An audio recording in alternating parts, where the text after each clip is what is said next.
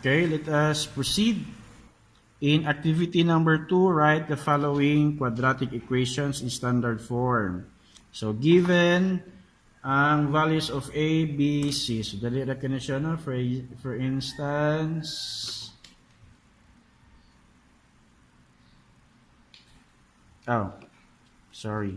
isulat into standard form of quadratic equation, then identify the values of A, B, C. So, dato ning kaning number. So, may wala dira abe. Sige. Kaning number 2. Ito nang i-try ni number 2. Negative 4x squared equals 8x minus 3. So, himuon nga standard form. What is the standard form of quadratic equation? So, ax squared plus bx plus c equals 0, where a is not equal to 0. So, para ma-form mag-ingon ani, so itong ipang tapok. So, mahimo ning negative 4x squared, balihin, mahimong negative 8x, balihin, mahimong positive 3 equals, ang bilin sa right side, wala na. 0 na lang. So para mas nindot tan-ahon, dili kami nga dapat, para mas nindot tan-ahon ang atong equation, ang ato ang value sa A, kung pwede atong himuon nga positive.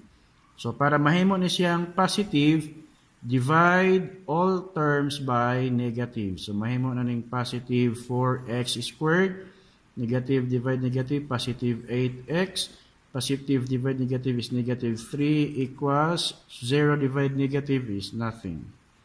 0. So, either of the two, mo na ni siya ang standard standard form. Pero usually, ingon ani nga forma nga to ang ipakita kay positive ang A.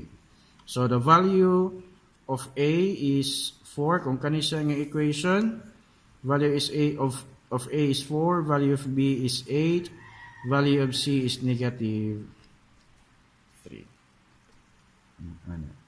So, in activity number 3, what's my value? Evaluate the expression b squared minus 4ac given the following. Dali na po kani siya, no? So, for instance, kaning number 4.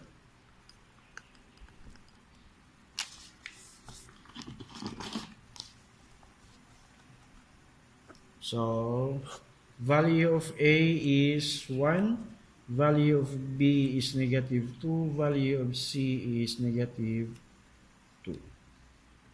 So, unsa man karon ang iyahang atong pangitaon ani is the value of B squared minus 4AC. So, ato la siyang ipag-substitute. Value of B is negative 2 minus 4. Value of A is 1. Value of C is negative 2. Square of negative 2. Negative 2 times negative 2, positive 4. Then, negative. So, ato sa lang ikuan. Negative. Then, atong i-multiply ang tanan. 4 times 1 times negative 2 is negative 8. Negative of negative. This is positive. So, 4 plus 8. What is 4 plus 8? 12. So, value of b squared minus 4ac when a is 1, b is negative 2, c is negative 2 is 12. Mana siya. In activity number 3. Dirita karon sa activity number 4. Gingon niya diri using the values of a, b, and c in activity 3, write the quadratic equation ax squared plus bx plus c equals 0. Then find the roots of each resulting equation. So una, gamito na to ang value of activity number 3. So write the quadratic equation and then pangitaon din ang roots. So kani atong gamiton nga values. This one. Value of A is 1. Value of B is negative 2. Value of C is negative 2. So, atong pangitaon ang iyahang standard form. So, what is now its standard form? So, standard form is x squared plus bx plus c equals 0. So, ibaylo lang, ang a less than og 1. So, kay 1 man, understood 1, kung may makitaan 1. So, ano lang butangi dira og 1, kay understood naman siya. Plus, what is the value of b? Negative 2. Then, x. Plus, value of c, negative 2 equals 0. So, para di kayo daghay symbols nga makita na to sa atong equation, so ato na lang siyang wad-on na siyang mga symbols uban. So, x squared, positive of negative is negative 2x. Positive of negative is negative 2 equals 0. Ingon ana lang siya. So, this is now the standard form. So, next time, this time, ato na pong pangitaon ang iyahang roots using any method. Using any method. Sige. Kung tanaan na to siya, ma-factor ba siya? Hindi siya ma-factor, ato tas igo rata magbaylo-baylo. Gamitan na to og quadratic formula. So, x is equal to negative b plus minus square root of b squared minus 4ac all over 2a. So, negative b is negative 2 plus minus square root of b squared minus 4 times 1 times negative 2 all over 2 times 1. Okay. Di ba kanisya na siya value kaganina, no? Pila may value ani niya? So, the value is 12. The value is 12. So, x equals negative of negative, positive 2, plus minus square root of 12 all over 2.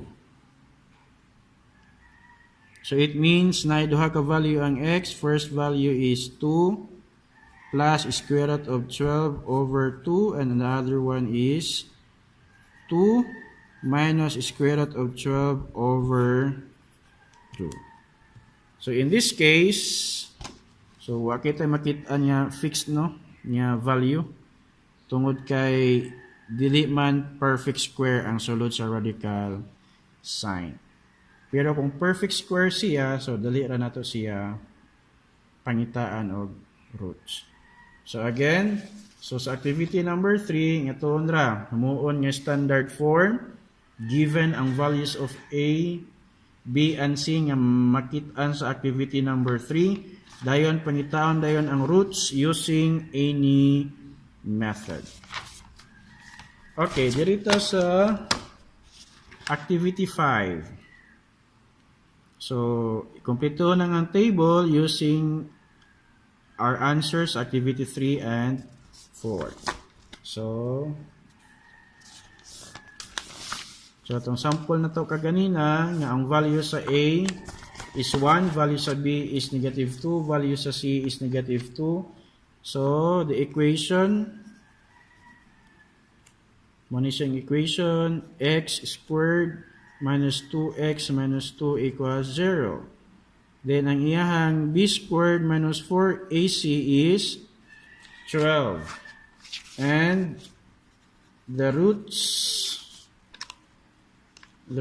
are, roots 2 plus square root of 12 over 2 of 2 minus square root of 12 over 2. When a is 1, B is negative 2, C is negative 2. So, mo ni siya ang sa activity number 5. But, unsa man di ay tawag ani niya? Siya tawag sa b squared minus 4ac.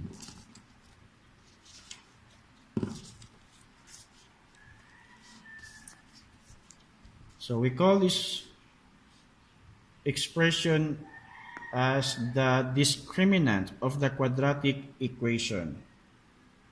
So, kanilang ang tanaw na to, ato lang siyang i-evaluate ng expression, ato nang mabalaan kung unsa ang nature sa roots of the quadratic equation.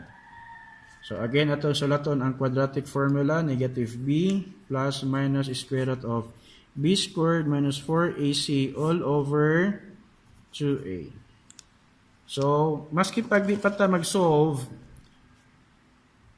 sa value of x, ato nang ma-determine kung unsa ang nature sa roots by its discriminant. So, unsa man ang upat ka nature sa roots sa quadratic equation. So, una, kung ang b squared minus 4ac is equal to 0, then the roots are real numbers and are equal. Yan siya. So, kung ang b squared minus 4ac equals 0 is equal to 0, then the roots are real numbers and are equal. So, kung kani siya 0, so, isa ra ka value sa x ang ato ang makitaan since they are equal. And it is real number. If b squared minus 4ac is greater than 0 and a perfect square, then ang iyahang roots are rational numbers but are not equal. So, katong kaganina nga ato ang roots, or rather the number or the value of b squared minus 4ac is a perfect square and greater than 0, then the roots are rational numbers but are not equal. And if the discriminant is lesser than, greater than 0,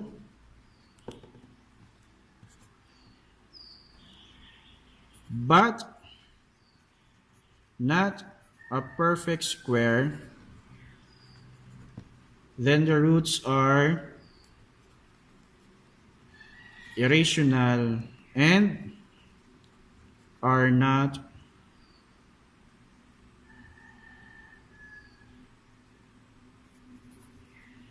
equal.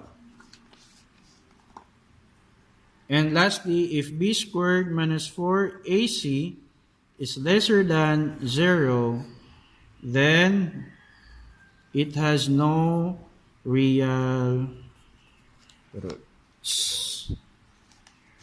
So, related rin siya nga to sa sa extracting square roots. Since ang b squared minus 4ac sulod man siya sa radical sign. So, kung ang discriminant is 0, then the roots are real numbers and are equal. Kaya isa raman i-value niya since 0 man. Relate ito sa extracting square roots. Kung 0, isa ra ka solution or isa ra ka answer. If it is greater than 0, na siya'y duha ka answer. Diri kung ang discriminant is greater than 0 and a perfect square, then rational but are not equal. Then diri apod, if greater than 0 but not a perfect square, it is irrational and are not equal. So kung greater than 0, perfect square, rational siya, but are not equal.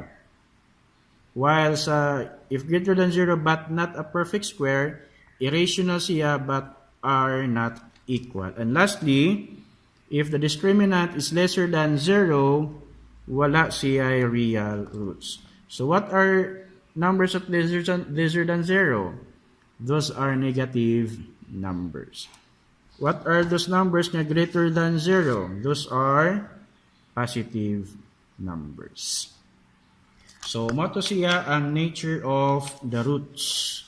Real numbers and are equal, rational numbers but are not equal, irrational numbers and are not equal, and no real roots. So, moni siya ang mga values of the discriminant. Unsa ang discriminant? So, mo ni siyang b squared minus 4ac. So, base lang sa discriminant, base lang sa value sa b squared minus 4ac, mabalaan na nato ang nature sa roots. Okay? So, hopefully, it helped you. Thank you.